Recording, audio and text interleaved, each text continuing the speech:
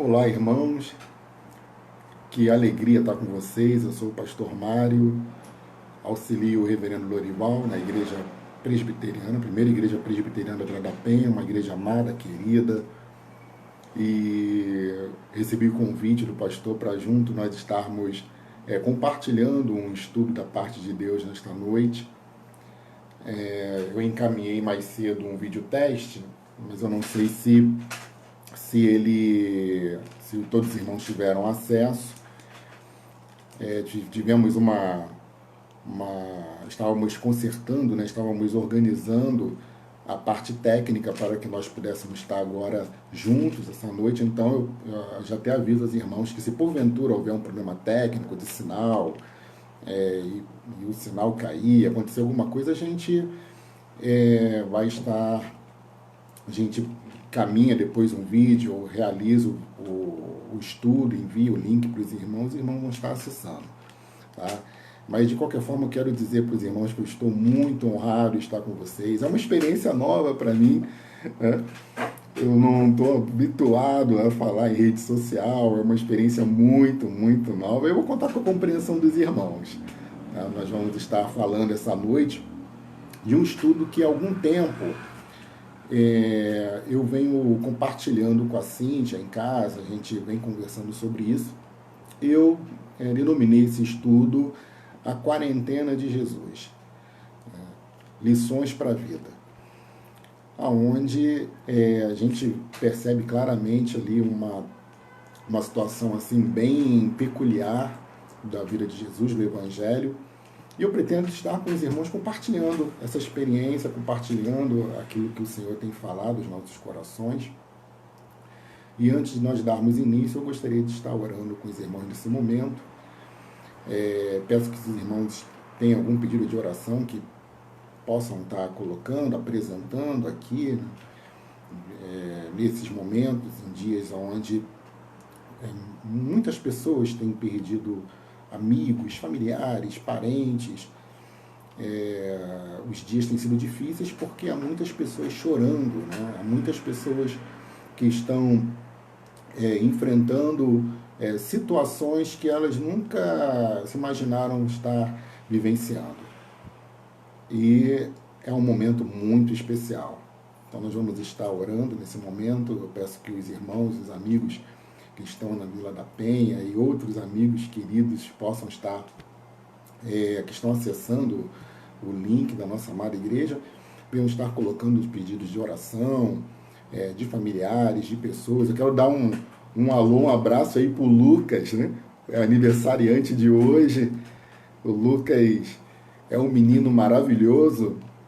Eu conheço o Lucas desde que ele era muito menino e eu via o desenvolvimento humano do Lucas, né? E esse jovem, esse homem que se tornou honrado, um menino muito, muito especial, né? E hoje eu vejo o Lucas como um colega, um amigo, tá? Que sempre esteve presente em momentos difíceis. Então, Lucas, um abraço para você, um beijo no teu coração. Você é um menino nota 10. E estou aqui com os irmãos aqui entrando ainda, né? Estão acessando o link. E vai ser um prazer estarmos juntos. Vai ser uma experiência muito, muito interessante, muito diferente, muito peculiar para mim, porque eu estou acostumado com contato pessoal. Eu me sinto muito mais à vontade com contato pessoal do que a distância. Mas estamos aqui para aprender. E qualquer coisa, os irmãos fiquem à vontade, se observarem algo que esteja dificultando a veiculação e transmissão, os irmãos, por favor, fiquem à vontade de apontar, dizer, ó, o sinal está ruim, o sinal está oscilando, ou o sinal Mário, poxa, perdi esse ponto aqui, você pode repetir. Os irmãos fiquem à vontade de participar, porque esse é o nosso momento de comunhão, tá bom? Eu vou pedir para Cíntia, né, para ela fazer uma oração, para nós iniciarmos esse momento e orar, pedir para Cíntia orar pela igreja, orar pelos irmãos que estão sofrendo, orar pelo nosso país, né, pelas autoridades constituídas, para que o Senhor derrame sabedoria sobre eles nesse momento tão difícil, né? Orar pelas famílias enlutadas, pelos trabalhadores que nesse momento se encontram passando dificuldades assim extremas, né, em função da falta de recursos, da crise do país, uma crise que não é só do país, mas é uma crise mundial, né, uma crise global que chegou na América do Sul. Então, pedir para a Cíntia estar orando por esse momento, orando para que o Senhor fale aos nossos corações e nos prepare. Na realidade, eu serei mais um que estaria aqui aprendendo com Deus. Aqui o professor não sou eu, é o Espírito Santo. Eu sou apenas um veículo, né? Sou apenas um canal. E eu espero ser feliz na minha fala, ser feliz nas palavras que eu irei utilizar. E eu peço agora que a Cíntia realize uma oração para que a gente possa dar início ao nosso estudo. Senhor Deus maravilhoso, Deus amado, Deus terno, bondoso, em Tua graça, Senhor, em Tua presença, Senhor, nós nos colocamos, ó Pai, nós unidos, ó Deus, cada um em seu lar, cada um, Senhor, em seu trabalho, Pai, mas juntos, Pai, porque somos igreja, Senhor. Pai, juntos estamos te adorando, te cultuando, separando um tempo, ó Deus, ao teu serviço, Senhor. Senhor, nós queremos te pedir, ó Deus, por esse momento, ó Pai, de culto ao Senhor, de estudo da sua palavra, de rever os teus ensinos, ó Pai, de pensar, ó Deus, coisas, ó Pai, do seu reino, da sua vontade, Senhor, dos teus projetos e planos para nossas vidas, ó Pai. Nós pedimos, ó Deus, que os nossos corações nessa hora se aquietem, Senhor, se calem diante dos medos, se calem, Senhor, diante dos questionamentos, diante das distrações, Senhor. E clamamos, ó Deus, que Tu venhas, ó Deus, abençoar Teu servo, Mário, Pastor Mário, que ele possa estar aqui, Senhor, trazendo aos nossos corações, Senhor, esperança, trazendo aos nossos corações a confiança, trazendo à memória, Senhor, aquilo que o Senhor deixou de tão precioso para nós, que é as Tuas verdades, a Tua palavra, Senhor. Fica em nosso meio, Senhor. Toca nos corações, que nesses momentos a gente possa ser consolado pelo Teu Espírito, aqueles que estão com familiares doentes, que estão com familiares internados, aqueles que perderam entes queridos, ó Deus, aqueles que tiveram, Senhor, baixa na sua renda, na sua casa, aqueles que têm perguntado ao Senhor o que fazer, ó Deus, aqueles que estão solitários, aqueles que anseiam em ouvir Tua voz, ó Deus, que eles sejam saciados, ó Deus, porque nós temos a Tua promessa, Senhor, que ao entrarmos em Tua presença, jamais teremos sede, Senhor. Vem nos saciar, Senhor, em nome de Jesus. Amém. Amém. Os irmãos todos estão me ouvindo bem? A comunicação tá boa? A comunicação tá boa, filha? Aí? Eu não consegui entrar, não. Você não conseguiu entrar? Não. Tenta entrar pelo Facebook, Vila da Penha. Os irmãos estão me assistindo bem? Estão me ouvindo? A comunicação está fluindo? Está havendo algum problema? Tá, ok. Que bom, graças a Deus. Vamos lá, vamos dar início ao nosso estudo. Na realidade, o meu desejo é que nós estejamos falando sobre isso mais vezes. A ideia é iniciar esse estudo hoje e depois, em momentos subsequentes, nós prosseguirmos, darmos continuidade para tratar desse tema que é tão importante, tão relevante, que é justamente o período onde o Senhor Jesus ele é tentado no deserto. Ah, legal, Flavinha, que bom. Valeu, Tainá, valeu pelo retorno. Que é onde o Senhor Jesus ele é tentado no deserto. E eu dei o nome o nome do estudo como A Quarentena de Jesus. Lições do Mestre. Esse texto, essa passagem, ela se passa, né, praticamente nos 3 evangelhos sinóticos. Ela passa em Marcos, Lucas e Mateus. Nós estaremos abordando essa passagem no Evangelho do Senhor Jesus, segundo Lucas. Eu peço que os irmãos abram suas Bíblias lá no Evangelho do Senhor Jesus, segundo o evangelista Lucas, no capítulo 4. No capítulo 4, o texto, ele compreende, o texto compreende o Evangelho de Lucas, compreende capítulo 4 e vai do verso 1 até o verso 13 do Evangelho de Lucas. Então, Lucas capítulo 4, do verso 1 ao verso 13. Mas só que nós não vamos nos deter apenas na orientação da narrativa de Lucas. Nós traremos como narrativas de suporte também Marcos.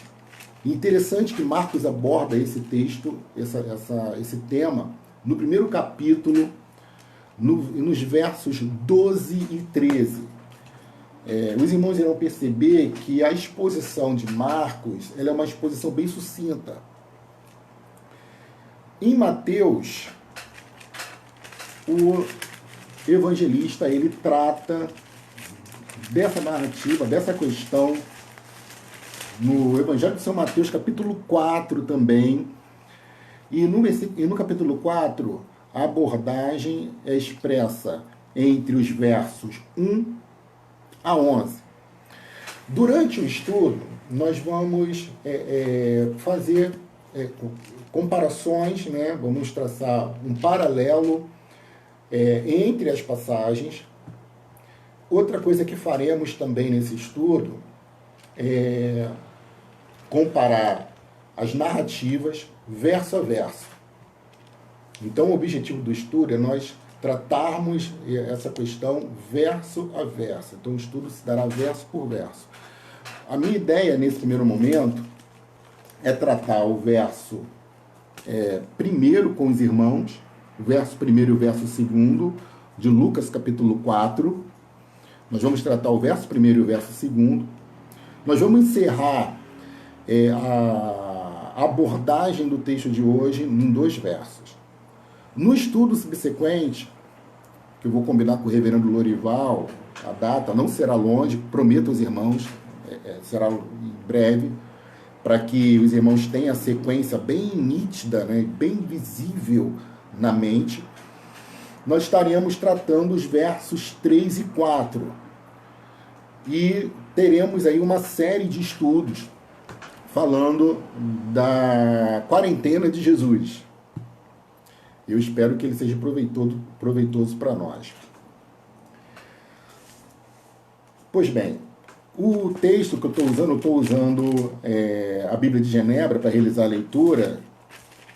E para que os irmãos se situem, não tenham problemas com relação à tradução, a minha tradução é a corrigida e revisada do Almeida.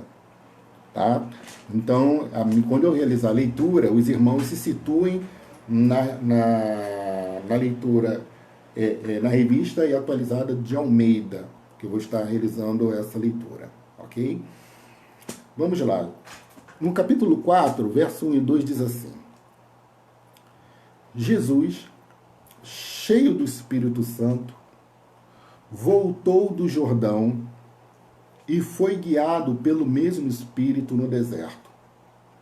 Durante 40 dias, sendo tentado pelo diabo, nada comeu. Nada comeu naqueles dias, ao fim dos quais teve fome. Então, esse é o texto que nós vamos estar abordando nesse momento. São que horas agora, querida? 8h12. Tá? Então nós vamos estar aqui pensando nesse texto. Eu vou fazer algumas colocações, vou tratar desse texto. E aí eu peço que os irmãos depois, caso tenham alguma colocação, alguma dúvida, alguma sugestão, queiram colaborar, realizando alguma colocação, os irmãos fiquem à vontade. Tá? Aqui nós estamos para aprender juntos. Aqui nós estamos para aprender juntos, para entender. Eu também estou aqui aprendendo. E, de fato, quando a gente está nesse momento aqui de devoção, de estudo, nós somos edificados mutuamente. Na verdade, os irmãos me edificam, eu edifico os irmãos, e isso aqui é a igreja. Então, eu peço aos irmãos que fiquem à vontade para fazer alguma colocação, postar alguma dúvida. Se porventura na abordagem escapar, eu vou pedir a Cíntia que depois me ajude trazendo algumas questões para que a gente possa respondê-las, tá bom? Mas o pessoal que já está acostumado comigo, que a gente geralmente fica no estudo, como nós fazemos, né? Eu faço uma abordagem e tiro um tempo, um final, para que apresentem as dúvidas, as perguntas, e assim a gente costuma fazer. Pois bem, em Lucas 4 inicia assim: Jesus, cheio do Espírito Santo, voltou do Jordão e foi guiado pelo mesmo Espírito no deserto. Durante 40 dias, sendo tentado pelo diabo, nada comeu naqueles dias, ao fim dos quais teve fome. Esse texto aqui, em Lucas, quando nós lemos o mesmo texto em Marcos capítulo 1, os irmãos, por favor, possam lá abrir Marcos capítulo 1, verso 12 e 13, diz assim, Marcos capítulo 1, versos 12 e 13 diz assim: E logo o Espírito o impeliu para o deserto, onde permaneceu 40 dias sendo tentado por Satanás, estava com as feras, mas os anjos o serviam. Marcos traz uma importante contribuição. Quando nós lemos em Mateus, eu peço que os irmãos lá abram lá em Mateus, no capítulo 4, o evangelista Mateus já dá um outro panorama. Diz assim: a seguir, foi Jesus levado pelo Espírito ao deserto para ser tentado pelo diabo. E depois de jejuar 40 dias e 40 noites, teve fome. Teve fome. Então, o texto em Lucas, ele é um texto que é abordado, mas ele não está preocupado com uma sequência temporal, uma sequência cronológica aqui. Ele introduz o assunto da tentação de Jesus, e quando nós nos reportamos a Mateus capítulo 4 e Marcos, os irmãos vão perceber, principalmente em Mateus, que o texto fala assim: a seguir. A seguir o quê? Lá em Mateus capítulo 4. Qual é esse episódio da narrativa? Ele é um episódio subsequente a que outro episódio? Importantíssimo. Lá em Mateus, no capítulo 3, o texto nos informa que Jesus ele viaja da Galileia para o Jordão, e chegando lá, o objetivo de Jesus é ser batizado por João. Então, quando em Mateus capítulo 4 ele fala: a seguir foi Jesus levado pelo Espírito ao deserto, o a seguir está se referindo a uma conexão, tá? Ele tem um nexo causal com a parte anterior que se refere ao evento do batismo de Jesus. E tanto Mateus como Marcos, eles falam o seguinte, e aqui eu vou ler na referência de Mateus capítulo 3, ao final dos versos do capítulo 3, diz assim, vou ler a partir do verso 13, tá, irmãos? Mateus capítulo 3, verso 13, diz assim: Por esse tempo, dirigiu-se Jesus para a Galileia, para o Jordão, a fim de que João o batizasse. Ele, porém, o dissuadia, dizendo: Eu é que preciso ser batizado por ti, e tu vens a mim?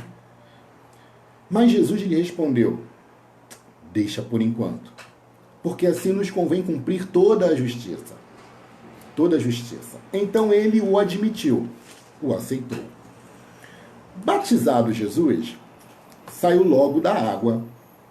E eis que se lhe abriram os céus, e viu o Espírito de Deus descendo como pomba, vindo sobre ele. E eis uma voz dos céus que dizia: Este é o meu Filho amado, em quem me comprazo. Antes de nós falarmos do capítulo 4, desse primeiro verso, faz necessário uma explicação breve desse texto aqui, do verso 13 ao 17, porque essa parte do texto ela é primordial para que nós entendamos os textos subsequentes. Essa parte, ela destaca o batismo de Jesus sendo batizado, Jesus de viagem, indo da Galileia até o Jordão, João o batiza, e o evangelista, ele destaca um aspecto aqui interessante, ele destaca que João tem uma relutância em realizar esse batismo, porque o entendimento do batismo de João era o entendimento de que o batismo ele era para o arrependimento, para aqueles que se arrependiam, e de fato era. Então, João está diante de Jesus, que é santo, que é puro, que é o Senhor, que é o Messias. E evidentemente ele, diante dessa situação, ele reluta, ele fala assim: ora, que isso? Senhor, tu vens para que eu lhe batize? Na realidade, sou eu que preciso ser batizado por ti.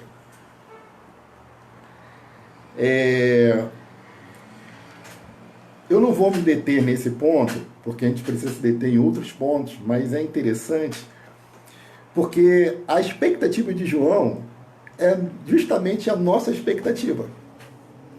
De que Jesus, em algum momento, Jesus é que batiza. O batismo é de Jesus. E João sabia disso. João sabia que o batismo não era dele, que o batismo é de Jesus. E ele se coloca diante daquela situação, ele fala: Senhor, o Senhor que vem para que eu lhe batize, na realidade é o Senhor que tem que me batizar. Esse desejo de João, na realidade, expressa um cumprimento que se deu mais adiante, quando Jesus informa nos evangelhos que ele, indo para o Pai, ele enviaria o Espírito Santo para batizar a sua igreja. Portanto, o batismo do Espírito Santo é um batismo oferecido por Jesus, enviado por Jesus. Jesus é o autor do batismo. Jesus nos batiza. E ele, diante dessa situação, João, quando se depara com essa situação, ele antecipa um sentimento que, na realidade, ele se daria mais à frente. E ele não entende que há um processo histórico que precisava ser seguido. E esse processo histórico é explicado por Jesus, porque Jesus diz assim para ele: meu querido, toda a justiça de Deus precisa ser cumprida. Então ele diz que toda a justiça de Deus precisa ser cumprida, precisa ser realizada. E após o batismo, uma outra questão que os irmãos de repente podem vir a perguntar. Afinal de contas, o tema não é esse, tá? Mas eu preciso tocar nesse ponto. Vou tocar rapidamente para que nós não percamos tempo em algo que não é o objeto do nosso estudo essa noite. Mas eu vou falar rapidamente sobre isso. Se Jesus é santo, se Jesus não pecou, por que Jesus foi batizado? Se Jesus é santo, se Jesus não pecou, por que, afinal de contas, Jesus precisou ser batizado? Percebam que essa pergunta que ecoa até os dias de hoje, na realidade foi a questão que, de alguma forma, ela foi trazida ao coração de João, que João expressou. Que o batismo de Jesus, e Jesus nos explica, você lendo mais à frente, estudando toda a história, nós iremos perceber que Jesus, ele quando veio ao mundo, quando o Senhor Jesus ele encarna na figura humana, Jesus tem um papel nesse mundo, um papel inicial, vicário, substitutivo. E o batismo, ele aponta para algumas questões que nesse momento toca a nossa vida, que diz respeito ao fato de Jesus, como ele iria na cruz. Essa é uma das explicações. Temos outras. Como Jesus iria na cruz, como Jesus veio para ser o Cordeiro perfeito, o Cordeiro Santo de Deus, que que veio ao mundo para que o homem, para morrer pelos pecados dos seus filhos, dos eleitos, é evidentemente que havia em Jesus um aspecto de similaridade conosco, identificação. E o batismo de Jesus aqui, a identificação é uma identificação sacrificial. Por quê? Porque aquele que precisa de arrependimento, ele recebe o batismo do Senhor Jesus para acessar as bênçãos espirituais e para ter uma relação pactual com Deus. Então nós estamos diante aqui de um processo pactual.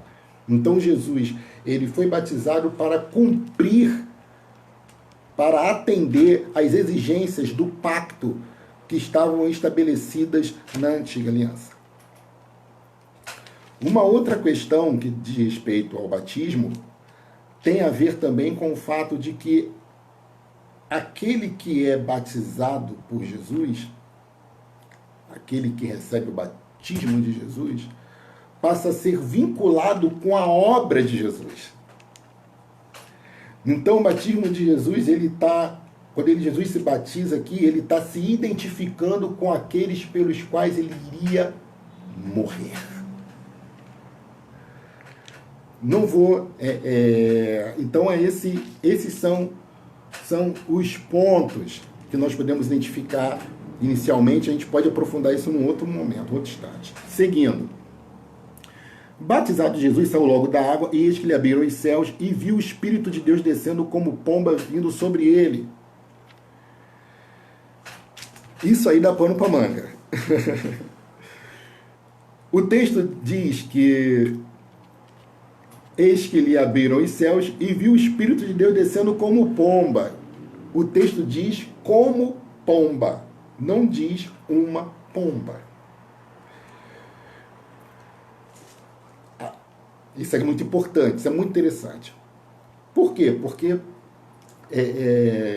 quando esse como pomba diz respeito a um olhar, a uma contemplação de uma situação que aconteceu, aonde teve ali uma manifestação visível do Espírito Santo de Deus, que era semelhante a uma pomba, ou seja, o autor, ele se utilizou de uma referência que nós conhecemos, que é uma pomba, para explicar o fenômeno. Não foi que desceu uma pomba sobre Jesus. Na realidade é uma expressão, uma teofania, é uma expressão, uma forma como Deus se apresentou. E o autor, para facilitar a locução, o diálogo, o entendimento e a comunicação conosco, ele diz: desceu o Espírito de Deus como uma pomba. Ok, irmãos? É isso. Seguindo um pouco mais adiante, diz assim, verso 17: e eis uma voz dos céus que dizia: este é o meu filho amado em quem me comprazo. Então Jesus recebe diante daqueles ali o reconhecimento de que ele é o Filho de Deus. Ele é o Deus encarnado. Ele é aquele que era aguardado, esperado ansiosamente, o Messias, o único ungido, o Cristo, o separado. Então, essa legitimação esse testemunho do Pai diante do Filho, com a expressão, com a teofania, com a visão do Espírito Santo. Então nós temos aqui um fenômeno que nos apresenta a Trindade. Então essa parte do texto ela é tão importante, que a Trindade se manifesta. O autor, ele faz questão de dizer que a Trindade se expressa, se apresenta aqui. Irmãos, são poucos os textos que nós percebemos tamanha singularidade. É um texto muito singular. Nós estamos diante da Trindade. O Filho está ali, cumprindo a lei. Ele, no momento que cumpre ali, o Espírito Santo vem sobre ele. E o Pai testifica: esse é o meu Filho amado. Aí ele diz: em quem eu tenho prazer. Nós nos identificamos com Cristo também, porque, como está lá no nosso catecismo, né? Qual a finalidade, para que nós fomos criados? Qual a finalidade do homem, né? Afinal, o homem veio para glorificar a Deus e gozá-lo para sempre. Ou seja, essa interação nossa em aliança com o Senhor, ela faz com que toda a nossa vida ela esteja voltada para glorificar o Pai, a fim de que, em Cristo, o Pai diga para nós e para aqueles que estão à sua volta: esse é o meu Filho amado, em quem minha alma se compraz. Então, em Cristo, pelas obras de Cristo, Deus vira para você e diz: você é o meu Filho amado, em quem minha alma tem prazer. Não pelas tuas obras, não são pelas nossas obras, mas o prazer se dá, o prazer que Deus tem na sua vida se dá pela obra do Deus Trino, a qual foi operacionalizada em Jesus. E hoje, em Cristo, Deus tem prazer na minha vida e na sua. Porque a nossa vida, o nosso acesso é um acesso em graça. Em graça não é porque foi de graça. Não. Em graça porque ela foi de graça para nós. Mas custou um alto preço. O sangue precioso do Filho de Deus. E por conta desta obra de sacrifício, de redenção, de entrega, nós podemos ouvir. Eu posso ouvir. Você daí da sua casa, que está enfrentando dias tão difíceis. Você que aí em sua casa pensou coisas que não queria pensar. Falou coisas que não queria falar. Você que daí da sua casa, no convívio com a família, tiveram talvez muitos desentendimentos, mas em Cristo. Você que em sua casa deixou de repente de cumprir um compromisso financeiro por conta da crise. Você em sua casa, que tem enfrentado dias difíceis, aos quais você tem olhado para Deus e tem perguntado: Senhor, quanto tempo mais temos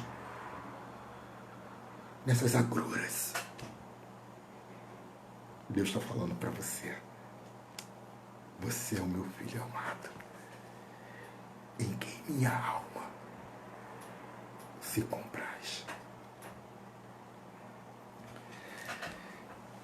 Interessante porque... E agora nós temos a deixa perfeita para entrarmos na tentação de Jesus. Porque Jesus é aquele que é o nosso precursor. Se você quer entender a vida da igreja, a história da igreja, se você quer entender os dilemas, o caminho de santificação e o caminho de crescimento, desenvolvimento da igreja, olhe para Jesus, porque a igreja ela segue os passos de Jesus. Então percebam só, guardem bem isso, meus irmãos. Após ouvir tamanho elogio, após ser legitimado pelo Pai, o que acontece com o Filho amado, em quem sua alma lhe compraz? A gente poderia ter a expectativa de que, se nós não conhecêssemos o Evangelho, as narrativas, né, nós poderíamos dizer, nossa, agora Jesus vai entrar em Jerusalém, né, sobre o animal, e agora será o início da Páscoa, o início da Paixão, vão estar lançando sobre ele, né, as folhas, vão estar dizendo, ó, é o Senhor, é o Rei dos Reis, Senhor dos Senhores, agora vai ser glorificado, afinal de contas o Pai disse que ele é o Filho amado. Mas não é isso que acontece, e o texto sagrado nos ensina isso. Após Jesus ter enfrentado essa situação, após Jesus ter passado e ter recebido esse testemunho lindo, o Espírito Santo que esteve sobre ele, que veio sobre ele, que foi derramado sobre ele para que a obra dele não fosse feita com base nos seus poderes divinos, mas no poder do Espírito Santo, e é importante teologicamente pontuar isso. Toda a obra de Jesus terrena, os milagres, as façanhas de Jesus, toda a obra de Jesus foi uma obra que Jesus operou no poder do Espírito Santo. Isso é importante. Para que se cumpra nas cartas paulinas o texto que diz que ele se esvaziou de si mesmo e da sua glória. Se ele se esvaziou da sua glória, ele não podia agir em função do seu próprio poder, mas no poder daquele que vela por ele. Então toda a obra de Jesus foi no poder do Espírito. Lembre que eu falei agora há pouco que Jesus é o nosso precursor? Está aí. Toda a obra da igreja é no poder do Espírito Santo.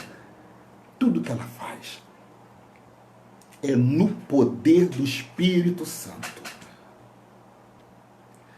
Por isso que esse texto, ele logo em seguida chega lá em Lucas, no capítulo 4, ou em próprio Mateus mesmo, no capítulo 4, quando Jesus, após Jesus ser elogiado, diz assim, a seguir foi Jesus levado pelo Espírito ao deserto. Você, nossa...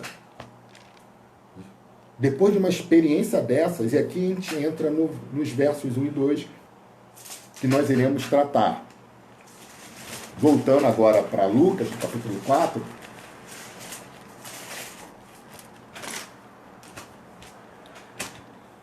Nesse momento, Jesus é levado ao deserto pelo Espírito. Lá na narrativa, no verso 4, diz assim, no capítulo 4, em Lucas, olha que narrativa curiosa. Jesus, cheio do Espírito Santo, voltou do Jordão e foi guiado pelo mesmo Espírito no deserto. Essa primeira parte, foi guiado pelo mesmo Espírito no deserto. Então ele foi levado até o deserto pelo Espírito Santo. Não foi o diabo que colocou ele lá. Foi o Espírito Santo. E isso aconteceu depois do testemunho público de que ele era o Filho amado de Deus. Depois do pai olhar para ele e falar: Ei, você é o meu Filho amado, o Espírito Santo que estava sobre ele o leva para o deserto. Curioso, irmãos. O Espírito Santo o levou para o deserto. E diferente também, comparando a passagem de Lucas com Mateus, em Lucas fala assim: Jesus cheio do Espírito Santo. Não tem irmãos que não estão conseguindo assistir, pediram para depois você salvar. Tá ótimo, eu irei salvar. Os irmãos que não estão conseguindo assistir, eu vou salvar o vídeo e vou disponibilizar para os irmãos, tá bom? Então perceba o seguinte: Jesus estava cheio do Espírito Santo. E Lucas, ele diferente de Marcos e Mateus, ele ressalta isso. Ele ressalta que o Espírito Santo o leva para o deserto, mas não o deixa só. Enche ele do próprio Deus. Ele está cheio do Espírito Santo. Cheio do Espírito Santo no deserto. Como nós devemos estar no deserto? Como nós devemos estar na quarentena? Cheios do Espírito Santo. O único estado no deserto que é possível se sobreviver é cheio do Espírito Santo. Amém. Se nós não estivermos cheios do Espírito Santo, não é possível sobreviver no deserto. Porque o deserto é um lugar de morte, não é um lugar de vida. No deserto não tem água. No deserto não há companhias. Todas as condições necessárias para se viver no deserto não são dadas. Tirando uma ou outra espécie muito peculiar que sobrevive no deserto, como cactos, por exemplo, não há outras espécies que sobrevivam ao deserto. Então, a única maneira, meu irmão, minha irmã, de nós sobrevivermos ao deserto, à quarentena, é estarmos cheios do Espírito Santo. E o texto diz assim: durante 40 dias sendo tentado pelo diabo, nada comeu naqueles dias, ao fim dos quais teve fome. Durante 40 dias. Por isso que é a quarentena de Jesus. Nós estamos aqui falando da quarentena de Jesus porque ele enfrentou 40 dias no deserto. E talvez nós também enfrentamos. Talvez nós também enfrentemos, talvez nós também estejamos aí diante de uma quarentena. E como nós iremos sobreviver a essa quarentena? Cheios do Espírito Santo. Aqui mostra no texto a soberania de Deus. Porque não foi o diabo que levou Jesus para a quarentena. Foi o próprio Deus. Mas não o deixou sozinho. Proveu tudo o que era necessário para que ele resistisse às tentações. 40 dias, eu sempre me perguntei dos 40 dias, e talvez o irmão aí do outro lado esteja perguntando, por que 40 dias? Por que não 12? Por que não 7? Ah, Mário, eu acho que 7 dias, 7 é um nome importante, né, na Bíblia. Por que não 12 dias? Dos 12 apóstolos, das 12 tribos, dos 144, 12 vezes 12. Por quê? Porque 12 seria um bom número. Ah, mas eu acho que 12 seria um bom número. Por que não 12? E sim 40. A ideia do autor e a ideia da palavra revelada é mostrar para os destinatários do texto que os 40 dias de Jesus, ele aponta, ele sinaliza para os 40 dias para os 40 anos que o povo viveu e perambulou pelo deserto no Êxodo. Nós podemos também apontar para os 40 dias de Moisés no monte. Então o que aqui está mostrando é que Jesus, ele enfrentou o deserto assim como os israelitas também enfrentaram o deserto, mas diferente dos israelitas, dos hebreus que enfrentaram o deserto e não obtiveram êxito no deserto, Jesus obteve êxito no deserto. Jesus venceu no deserto. Ele venceu no deserto. E como precursor da nossa fé, ele está dizendo para mim e para você, e esse texto, essa palavra está dizendo que nós também podemos vencer no deserto. Que Jesus venceu para que nós também vencêssemos. Jesus venceu para que nós também... Jesus resistiu para que nós resistíssemos. Interessante, ele foi guiado pelo mesmo Espírito no deserto, durante 40 dias sendo tentado pelo diabo. Nada comeu naqueles dias, a fim dos quais teve fome. Eu falei para os irmãos inicialmente que o deserto é um lugar onde há escassez de vida. Que o deserto é um lugar que os recursos para a vida são escassos.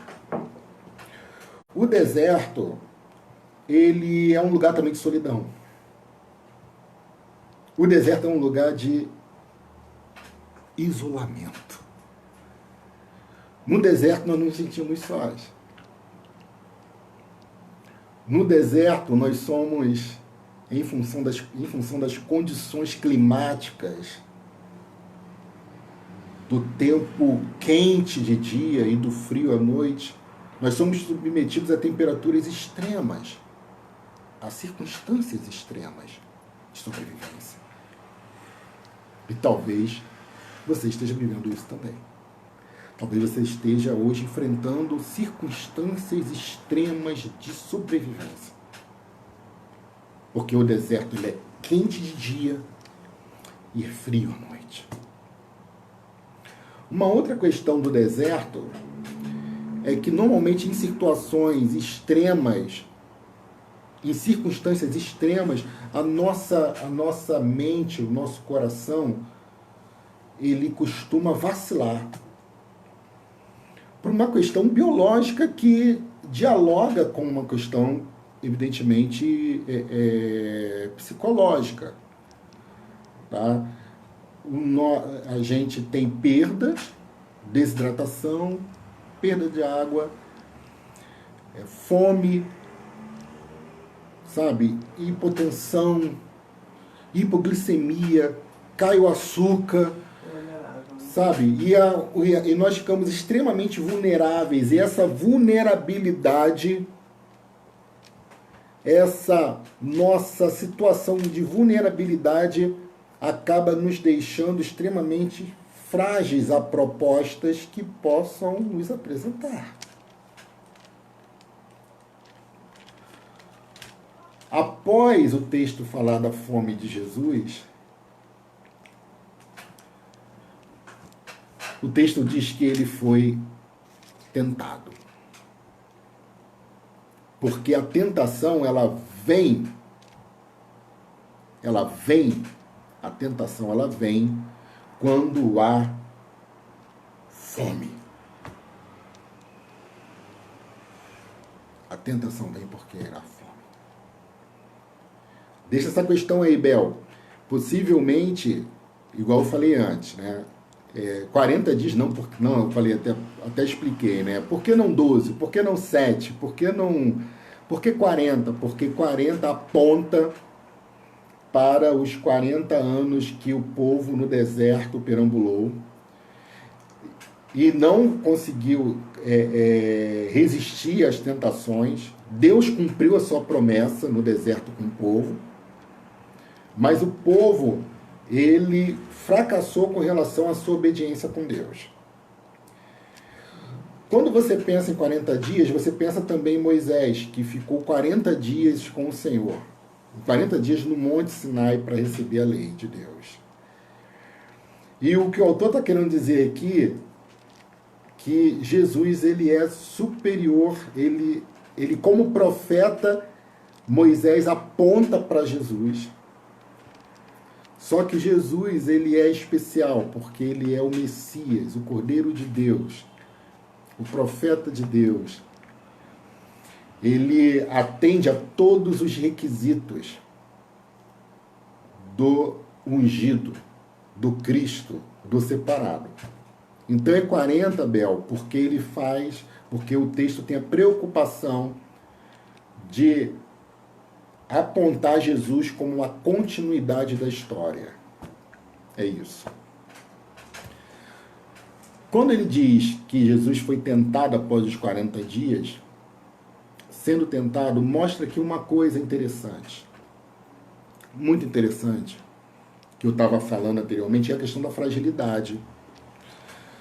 A fragilidade, ela muitas vezes nos coloca em situações onde as ofertas, elas aparecem e elas são colocadas como propostas, e a gente, se você, meu irmão, minha irmã, não estiver atento, você pode olhar e falar assim, isso é de Deus. Isso é de Deus, veio de Deus, e às vezes não veio de Deus. E às vezes isso não veio de Deus. E normalmente as propostas elas surgem quando nós estamos mais fragilizados. A proposta surge quando nós estamos mais cansados. A proposta surge quando nós estamos com fome. Nesse período onde as carências materiais estão presentes no mundo inteiro e no nosso país, e em muitas famílias também, eu quero encerrar dizendo para os irmãos ficarem atentos, que a igreja precisa estar atenta, porque é justamente nesse momento que surgem as ofertas. As ofertas surgem justamente quando nós estamos necessitados em alguma área. Em alguma área, alguma carência, algum vazio, alguma necessidade. E aí há interesses, pessoas que muitas vezes elas são usadas pelo inimigo para tentar de alguma forma nos apresentar algo que aparentemente vai atender uma necessidade imediata, mas que no fundo não vai nos edificar, vai nos afastar da presença do Senhor e não vai promover o nosso crescimento espiritual. E lá na frente a gente sofre muito quando isso acontece. Se você atende a essa necessidade, se no desespero você abraça isso, às vezes a gente lá na frente sofre muito e enfrenta graves consequências. Então eu vou trazer algo para os irmãos. Você diz assim, meu irmão, mas e se meu caso? Meu caso veio a oportunidade, eu estava enfrentando uma necessidade, não pude mais trabalhar, não tive mais como prover o pão na minha casa, veio essa oportunidade, eu entendi que era de Deus, abracei, me arrependi, o que eu faço? Palavra de Deus para você.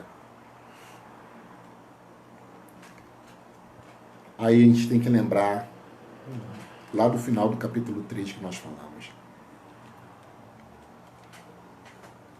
Em Cristo, Deus tem prazer em você. Porque Cristo morreu pelos meus pecados. Morreu também pelos seus pecados. Então, em Cristo, o Espírito Santo falando no teu coração, trazendo entendimento com relação a isso, você se apresenta diante do Senhor, confessa ao Senhor, e o Senhor te visitará com graça. E o Senhor não se lembrará mais dos nossos pecados, dos teus pecados. E para você, meu irmão, que está enfrentando, que está na iminência de aceitar, ou está na dúvida de aceitar um convite, alguma coisa que você tem dúvidas se é de Deus ou não para a sua vida, espere mais um pouco. Fale com Deus. Pergunte se isso de fato vai agradar ao Senhor ou não. Porque normalmente são em circunstâncias e momentos de necessidades extremas que ofertas que não provêm do alto aparecem para nós. Guardem isso. Nós estamos... Essa é a lição do verso 1 e 2. Na próxima aula nós estaremos falando dos versos 3 e 4. E tu vai responder essa resposta, pergunta da Bel aqui. Tá, a Bel colocou uma pergunta, né? A Bel falou, vou reformular minha pergunta. Por que Jesus precisou ser testado? Sim, isso eu já respondi. Não, ela reformulou essa. Tá, mas ela colocou mais à frente, depois. Ah, então. Tá. Então, assim, ela colocou mais à frente depois. Então, Bel... Nossa, Heve. Ô, pastor, querido, grande reverendo Lorival. Então, no próximo estudo, né, vou estar conversando com o reverendo Lorival para darmos prosseguimento ao próximo estudo. Nós estaremos como Jesus respondeu a isso.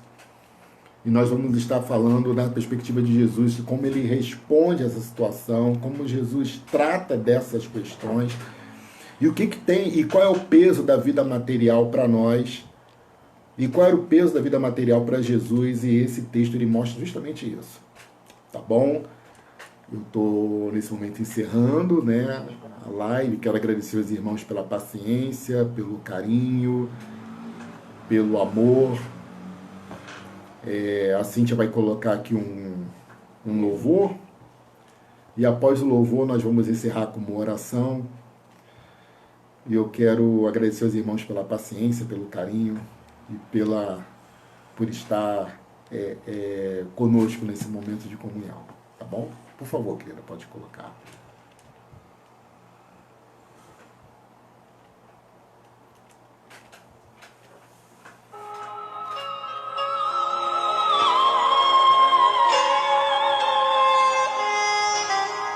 Você não está só. O deserto é para que nós aprendamos coisas. Preciso aprender um pouco ali. Eu preciso aprender mais de Deus. Vamos aprendendo pouco a pouco no deserto. Ele é quem cuida de mim. Principalmente se uma que ele cuida. porta se fecha aqui, outras portas se abrem ali. Muitas portas vão se abrir. Eu preciso aprender mais de Deus, porque Ele é quem cuida de mim. Deus cuida de mim. Ele cuida de nós. Deus cuida de mim. Na sombra das suas asas, Deus cuida de mim. Eu amo a sua casa e não ando sozinho. Você não está sozinho. Estou sozinho, pois é. Nós não estamos sozinhos. Deus cuida de mim. Deus cuida de mim. Na sombra das suas asas, Deus cuida de mim. Cuida de nós. Eu amo a sua casa. Amamos a casa de Deus. Por E isso não também. ando sozinho. Não estou sozinho. Você não está sozinho. Pois é.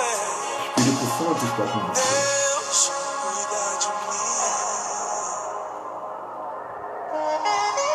Se na vida não tenho direção, Baixa um pouquinho, querida, eu tô orando. Não tira não. preciso Só baixa um tomar pouquinho. decisão. Senhor, meu Deus e meu Pai. Eu sei que existe alguém que Muitos me irmãos ama. nesse momento Ele quer me dar a mão. precisam tomar uma decisão Se uma porta não sabem o que fazer porque portas se fecharam, outras portas se abrem. se sentem sozinhos, se sentem desamparados, mas, ó Deus, o Senhor, nesta palavra, nesta noite, o Senhor nos ensina Ele é quem que o Senhor está ao nosso lado. Que nós não estamos sós, ó Deus, em momentos de circunstâncias graves e agudas. cuida de mim. Que o Senhor está ao nosso lado o tempo todo. Sombra das suas Que há asas. no Senhor refrigério. Que há no Senhor Eu amo a sua conforto. casa. Que há no Senhor sabedoria. Que há no Senhor entendimento. Que há no Senhor perdão. Que há no Senhor crescimento. Que há no Senhor amor. Que há no Senhor alegria. Mesmo quando não há motivos para rir, não há motivos para se alegrar, no Senhor há alegria. Porque o Senhor cuida de nós. O Senhor cuida da nossa casa, o Senhor cuida da nossa família. Senhor, cuida da vida dos irmãos que estão agora, Pai, nos seus lares, dos seus familiares. Senhor, cuida, Deus, das suas... O Senhor conhece a preocupação de cada um deles. Aquilo que vem, ó Deus, trazendo incômodo, tirando sono, trazendo, ó Deus, angústias do dia a dia. Que o Senhor possa, Pai, estar sobre eles, os sustentando, fortalecendo-os. Em nome de Jesus, nós te agradecemos, ó Pai, por esse momento, no nome do Senhor Jesus. Amém. Tchau. E amém. Que rolê Graças a tudo. Deus. Tchau.